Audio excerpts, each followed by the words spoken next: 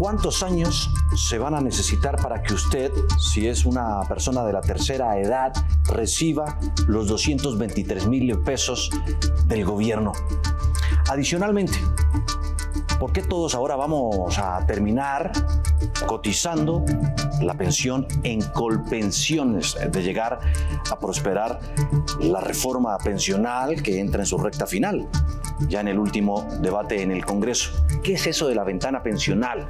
Lo de las semanas para las mujeres, lo del régimen de transición.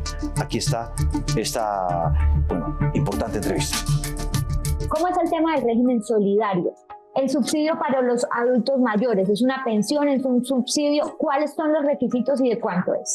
Vamos a otorgar una transferencia económica que va a triplicar lo que actualmente otorga el programa Colombia Mayor, es decir, 80,000 pesos a 223,000 pesos para mujeres que tengan 60 años, hombres 65 años, que estén en estado de vulnerabilidad. ¿Cómo es eso que todos vamos a cotizar en Colpensiones y hasta qué monto es obligatorio cotizar en Colpensiones?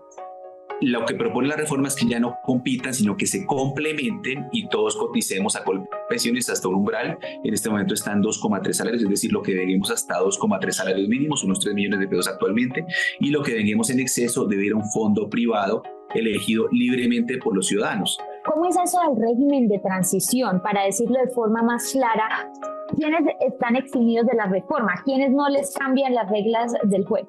El régimen de transición es mantener las condiciones actuales de pensión que están previstas en la ley. Las mujeres que tengan al momento de entrada en vigencia de la reforma 750 semanas y los hombres 900 semanas van a mantener estas reglas de causación de la pensión. Para aquellos que no tengan este requisito al momento de entrar en vigencia, van a aplicar las reglas del nuevo modelo de pilares. Y, por ejemplo, si una persona ya tiene la edad de pensión y está cerca de esas 750 semanas, por ejemplo, si es mujer, o 900 si es hombre, ¿podría entrar en ese régimen y pagar esas semanas? Es decir, que se las descuenten. No, realmente no está previsto esto de coloquialmente comprar semanas. Lo que sí puede pasar es que haya periodos de carencia en las historias laborales en las que no aparezcan acreditadas semanas. Esas semanas, si fue la afiliado o la afiliada dada de alta en seguridad social y no hay pagos con alta en seguridad social, se deben pagar con los intereses de mora que corresponden. Bueno, ustedes tienen algo que se llama la pensión anticipada, que si bien entiendo es para esas personas que ya superaron la edad de pensión, pero aún no logran las semanas. Entonces, como para que se puedan pensionar, pero vayan pagando las semanas de su mesada una vez ya pensionados. ¿Cómo es la cosa? ¿Cuáles son los requisitos? Son tener 1,000 semanas y tener 62 años en el caso de las mujeres y 65 en el caso de los hombres. Lo que hace la reforma es reconocer una prestación anticipada y de esa prestación descontar el porcentaje de cotización para garantizar que se cumplan los requisitos de cobertura de invalidez y muerte. O sea, de su propia prestación le descontamos el porcentaje y va a completar los requisitos para las prestaciones que reconoce el sistema necesariamente. 50 semanas por hasta 3 hijos, eso sí va. Se va a reconocer con la aprobación de la reforma 50 semanas por hijo para las mujeres, hasta 3 hijos, es decir, hasta 150 semanas. Es una norma que está prevista. Lo que no se puede entender y se aclaró en la ponencia para tercer debate es que son acumulables con la reducción de semanas, es decir, no es que vaya a 850 semanas. El piso, el límite mínimo es de 1,000 semanas, pero en el entretanto se puede ir solicitando el reconocimiento de reducción de 50 semanas por hijo si la reforma es aprobada. Dice, ¿cómo es eso de la ventana pensional? La gente que no se ha podido pasar a Colpensiones y ya pues superó la edad por lo cual no se pueden pasar, lo van a permitir ustedes con la reforma, ¿no? Lo que hace la reforma es habilitar un espacio de oportunidad de traslado para que se puedan trasladar los afiliados durante los 2 años siguientes a la aprobación de la reforma de forma libre. Viste, finalmente están apretados los tiempos, tienen muy pocos días para sacar esa reforma. ¿Ustedes creen que están bien o les preocupa o cómo ve la cosa? No, nosotros somos conscientes que la legislatura está muy cerca de terminar y que tenemos unos tiempos muy apretados, pero no por eso vamos a dejar de hacer el esfuerzo para llevar la mejor reforma pensional posible a los y las colombianas. Mi querida Lía, en Colombia, ¿es seguro viajar en el transporte público?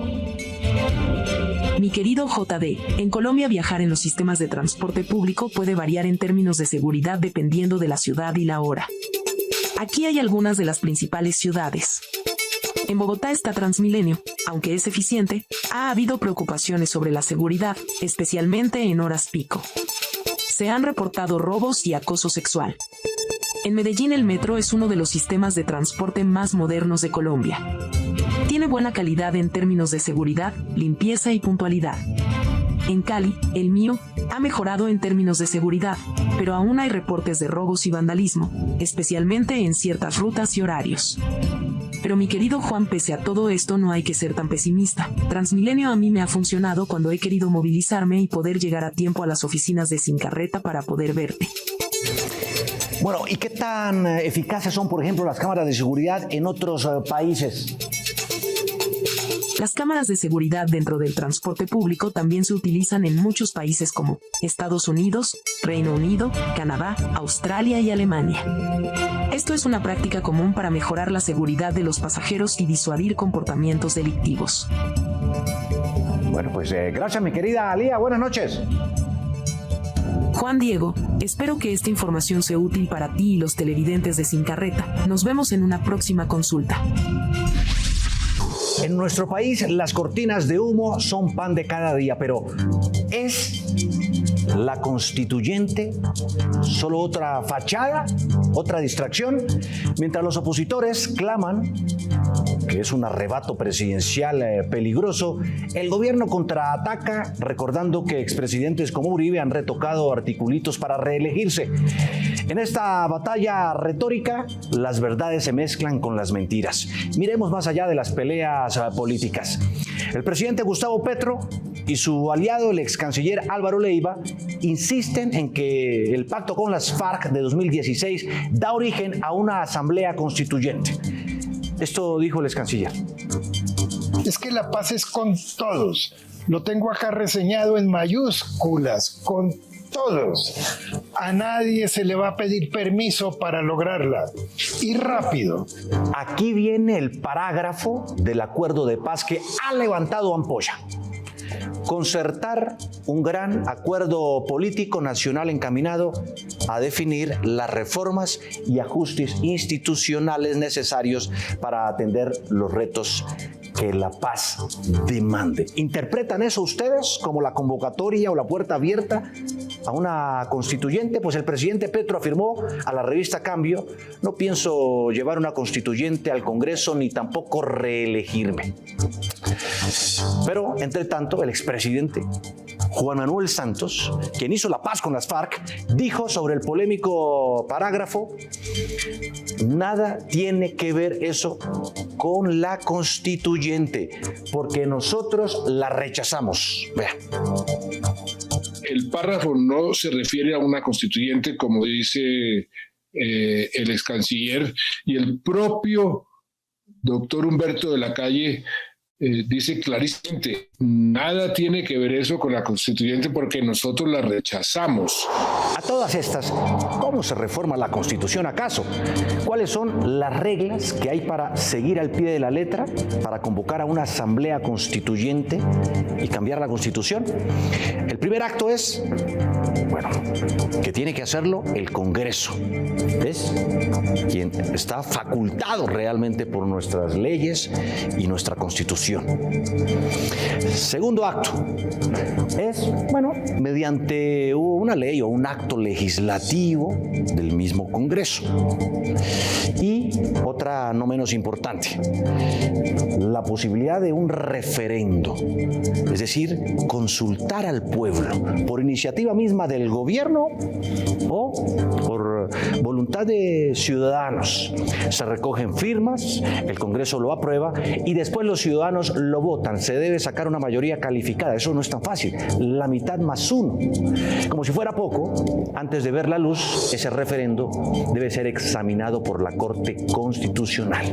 Pero viene otra pregunta también importante para entender todo este rollo. Y hay que hacer historia para entender el presente. ¿Cómo surgió la Constitución del 91? En 1989, Colombia vivía una cruenta guerra contra el narcoterrorismo, con un público hastiado de la política. El movimiento estudiantil de la séptima papeleta surge, ejerce ejerce presión sobre el presidente Virgilio Barco y también la Sala Constitucional de la Corte Suprema de Justicia para que accediera a convocar una asamblea constituyente por encima de las leyes y las reglas constitucionales de esa época. En 2005, el expresidente Álvaro Uribe modificó un artículo para reelegirse y enmermeló al Congreso. Acuérdense de la yidis política.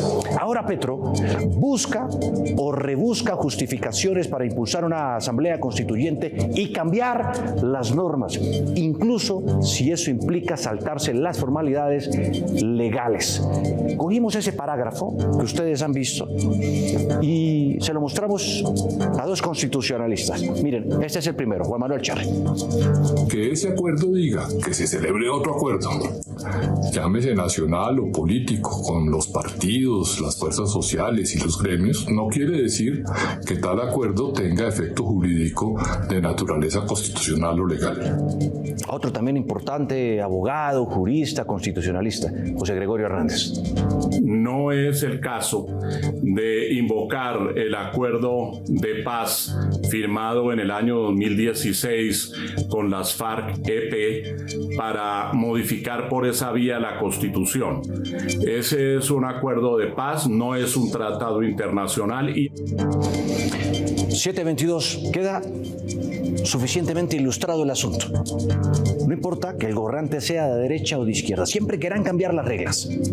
Algunos para perpetuarse ellos mismos en el poder o para que se mantengan sus aliados y sus partidos. Como lo dijo George Orwell, el famoso novelista, el poder no es un fin, es un medio para mantenerse en el poder.